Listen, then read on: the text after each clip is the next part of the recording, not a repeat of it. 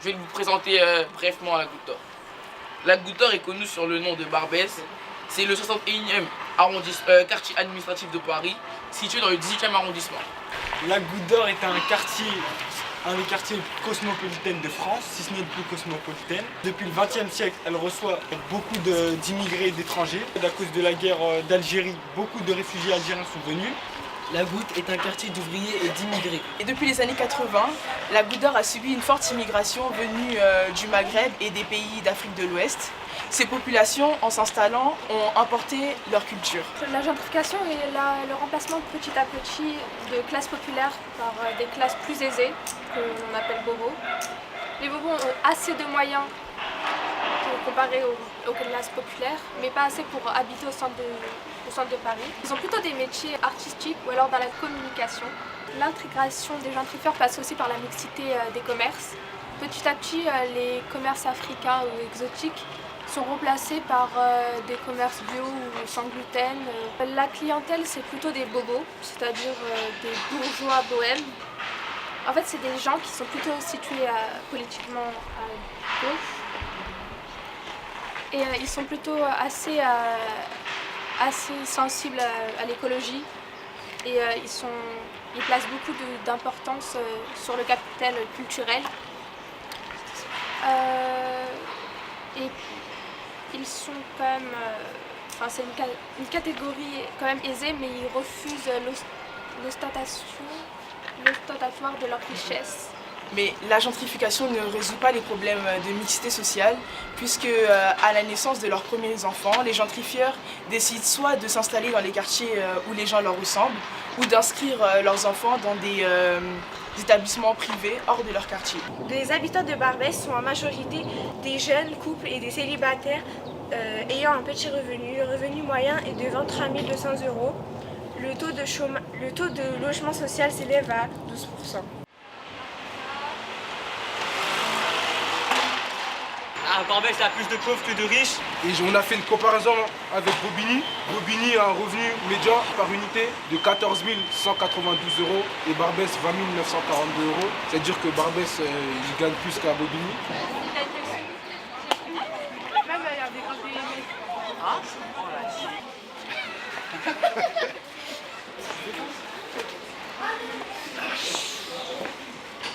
Ce quartier, c'est un vrai village.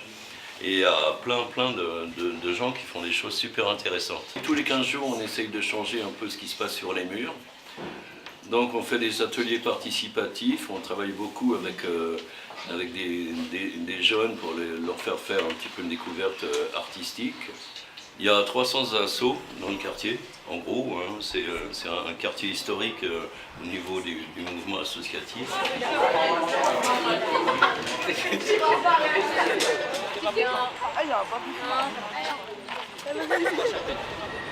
L'église Saint-Bernard de la Chapelle est une église catholique située dans le 18e arrondissement de Paris. Durant la Commune de Paris, en 1871, Louise Michel, grande figure de cette révolution, anime dans cette église le Club de la Révolution. Louise Michel était une militante anarchiste aux idées féministes.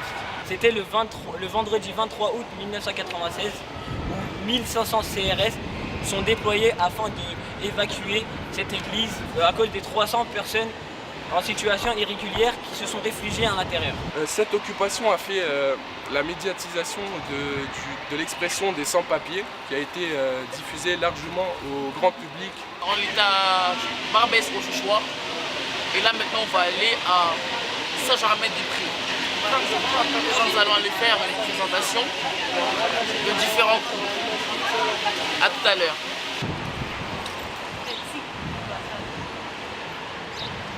Vu certaines caractéristiques du quartier de Barbès, nous allons le comparer à celui de Saint-Germain qui est situé au 6e arrondissement.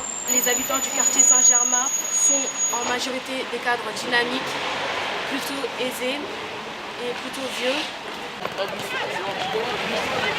Le quartier de Flore, il se situe à côté des Deux Magots et il est célèbre et historique. Plusieurs intellectuels, écrivains poètes y passaient beaucoup de temps pour discuter. Les prix ici sont très élevés, comme par exemple un café coûte 4,60 €, une omelette ça coûte 11 € ou un jus d'orange ça coûte 8 €. Le prix moyen de la carte est à 25 € et la cuisine est traditionnellement française.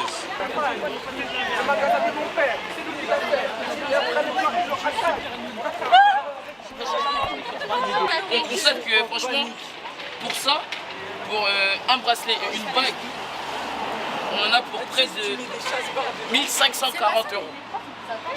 Dans le quartier de Saint-Germain. C'est très cher, franchement. Delacroix est un peintre né le 26 avril 1798. Il est considéré comme le principal représentant du romantisme dans la peinture du 19e siècle. En fait, il s'est installé ici à Fürstenberg parce que son ancien atelier qui était situé à Notre-Dame de Lorette était trop loin de l'église Saint-Sulpice où il décorait la chapelle. Saint-Germain-des-Prés est le 24e quartier administratif de Paris. Il est situé au 6e arrondissement. Les habitants sont appelés les Germanopratins. Ce quartier est assez bourgeois et regroupe de nombreux magasins vendant de la nourriture et de vêtements à des prix assez élevés. Comparé à Bobigny, le 6e arrondissement comporte beaucoup de services et le taux de pauvreté est en dessous de 10%. Ce qui explique pourquoi des boutiques de luxe comme Yves Saint Laurent s'installent dans ces quartiers où il y a très peu de ménages et où le revenu par an est élevé. On remarque donc qu'il y a un grand écart de pauvreté entre Bobigny et le 6e arrondissement, ce qui explique en grande partie pourquoi il n'y a pas de magasin de luxe à Bobigny et pourquoi une inégalité entre les deux milieux s'est installée. On est venu faire un reportage.